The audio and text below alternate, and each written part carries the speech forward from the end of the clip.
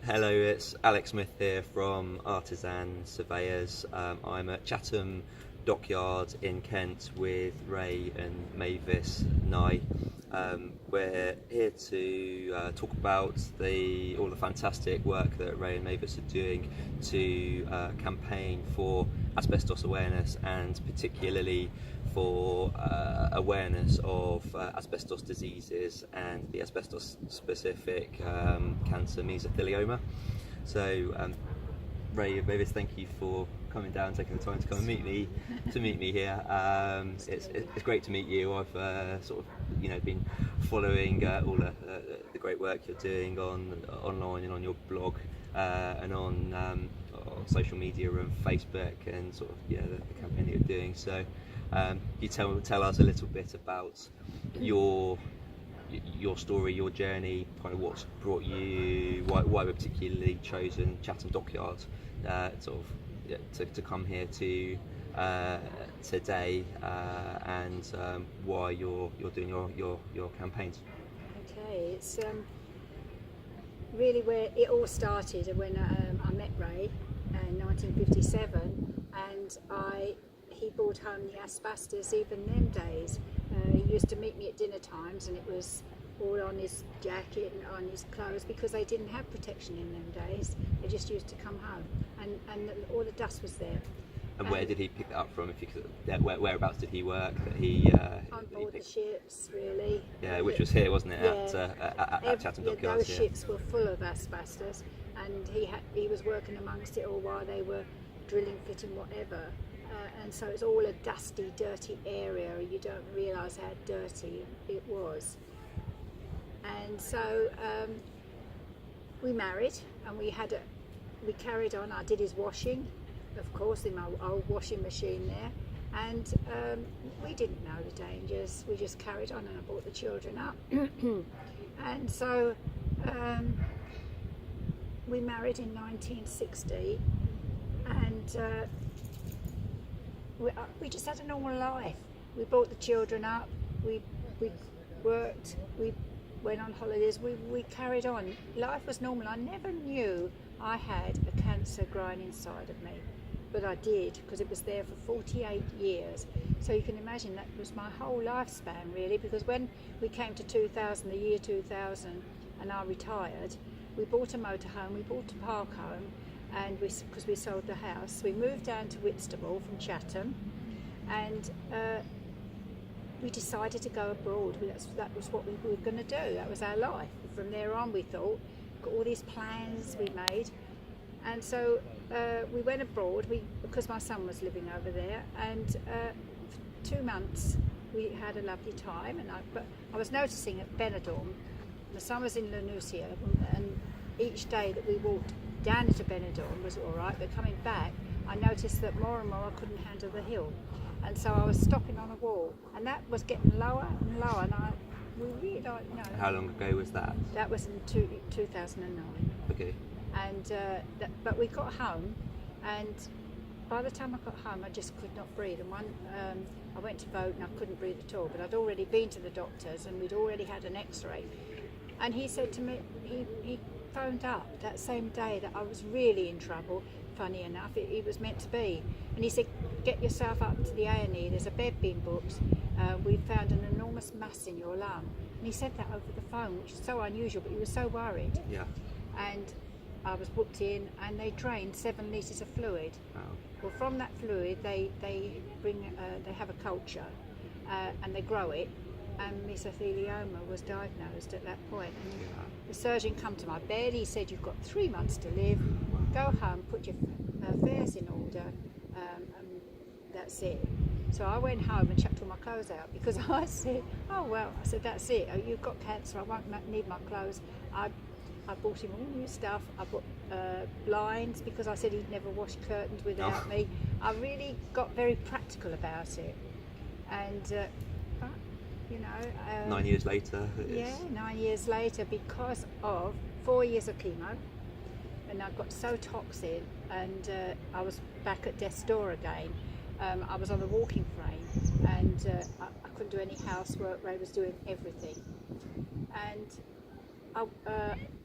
Dean Fennell said to me, get yourself down to the Royal Marsden. He said, there's a trial there and I think they'll be okay for it. He said, so I went down there and I took the last place because they were testing 25 cancers, and only mesothelioma had only 3 places, because I was just going to try it to see what happened, and they couldn't believe what happened, that I actually, in 2 years of the trial of immunotherapy,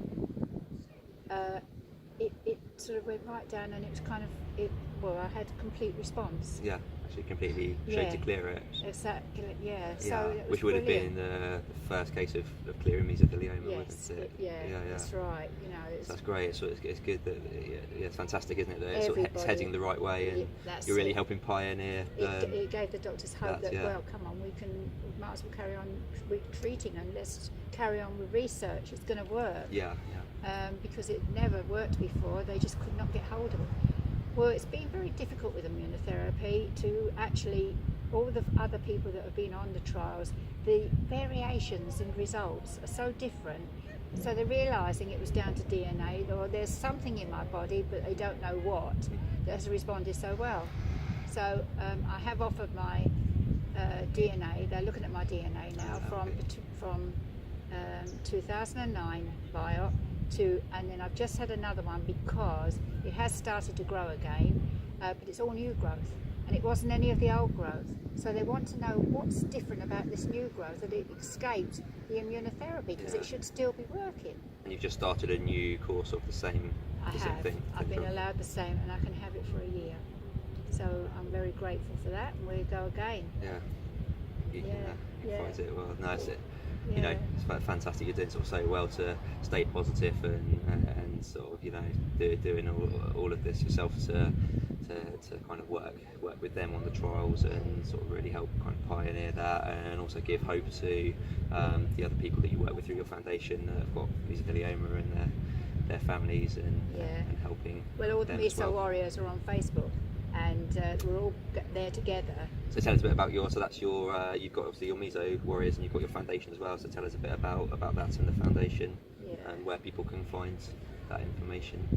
Well, I actually started the Meso Warrior side with some of the Meso Warriors, but Debbie Brewer was the main one there, and she has since died, but you know, she said to me, carry on, Mavis, and keep going with it, and it's growing such a huge amount. So many people are finding me. How many hits we worked it out? About 14,000 hits a week. Wow. You know, so it's helping.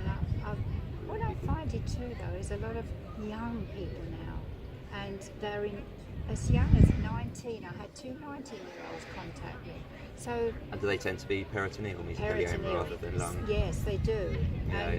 So the difference in that is you've got the far most common form of mesothelioma is the of the pleura of the lung lining, but then a much more rare case is of the stomach and the guts lining peritoneal mesothelioma, which would be from ingestion of asbestos fibres rather than breathing it in. That's right. So you're finding that there's more young people now that are speaking of young people, that's about to have some go past. Hopefully they're all safe from asbestos and being kept safe at school, which we're actually going to sort of go on to talk a little bit about as well, aren't we? That's right.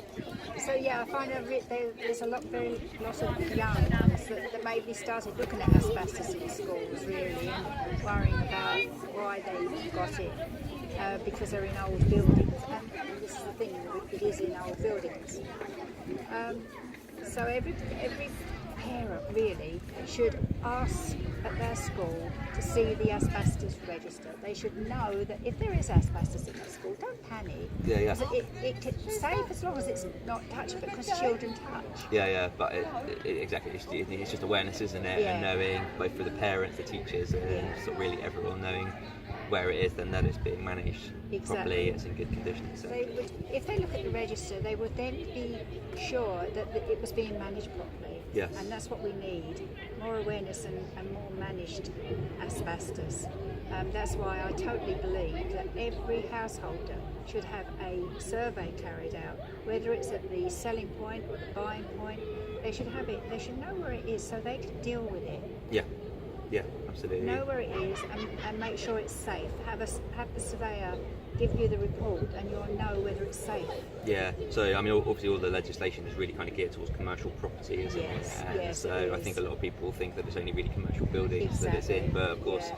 say that, you know, any houses that were Yeah. built pre-2000 can still have asbestos in it. It's Yeah. used in so many different materials, or over 3,000 different products and materials, so there's so many places that it can be found in. Yeah.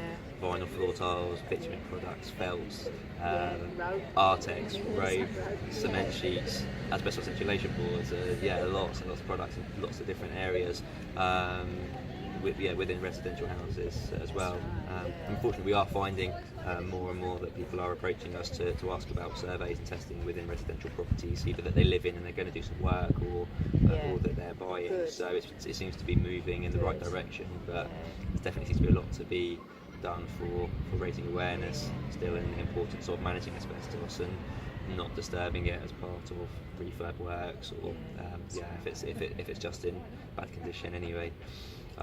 Also, the mortgage companies now they're not giving a mortgage until they've got a survey. Starting to happen, isn't it? That's So great. it's moving the right way. Yeah, It is good. It is good. Yeah. Yeah, definitely. So yes, that's great with your obviously So, your sort of reason for doing it is kind of obviously your background. Well, then your continued fight, you know, to sort of battle and work with it, and that's great. So And then I met up with a lawyer of Moore Blatch, Trevor Sterling, and he raised money for the statue to be outside St Thomas's of Mary Seacole. yeah, And all the grounds being done, and he sort of saw me as modern day Mary Seacole, and he said, I would love to talk to you. And I said, well, I'm in the Royal Marsden, come down and talk to me any time. And so we made this arrangement, and he phoned me and said, well, we're here. And I said, all right. And he expected this little old lady to come out, all ill. He said, and she bounced out because I've always kept a sense of humour about it.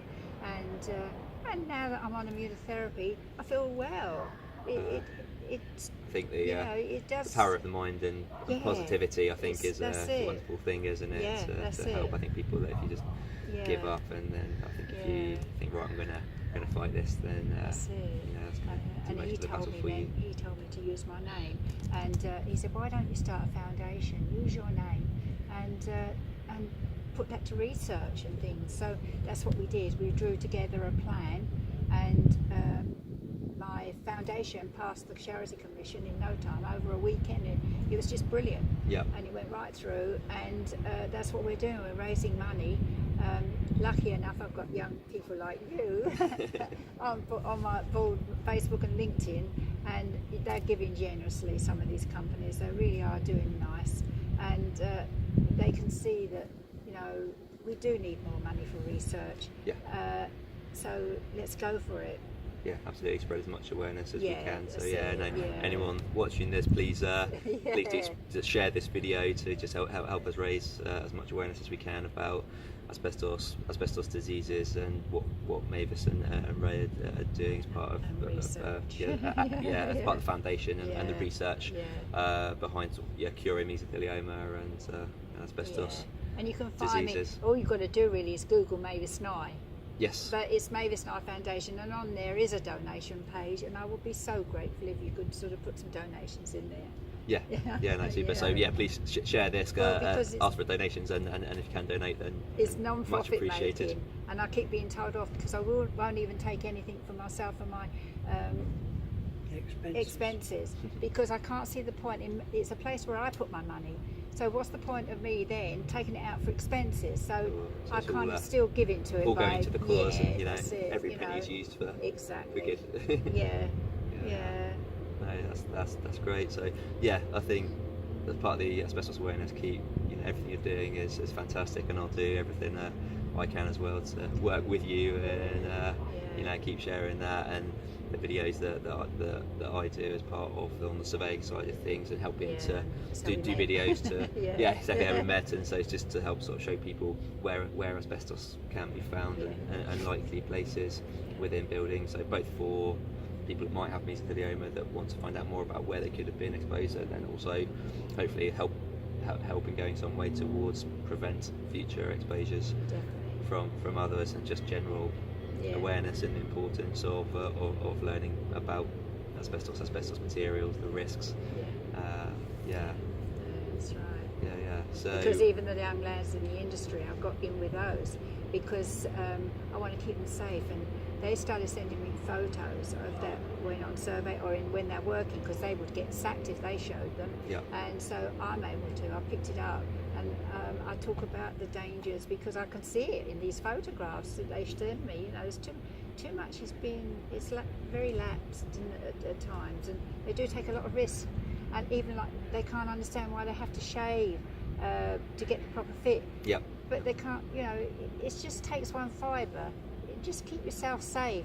No, absolutely. You know, Every fibre sort of increases. It does worry me. Increases risk. Absolutely. Yeah. So what's your plans then, sort of for the future, moving forward with kind of the campaigns and the awareness? It's mainly schools. Yes, I do keep on about schools and campaign for schools.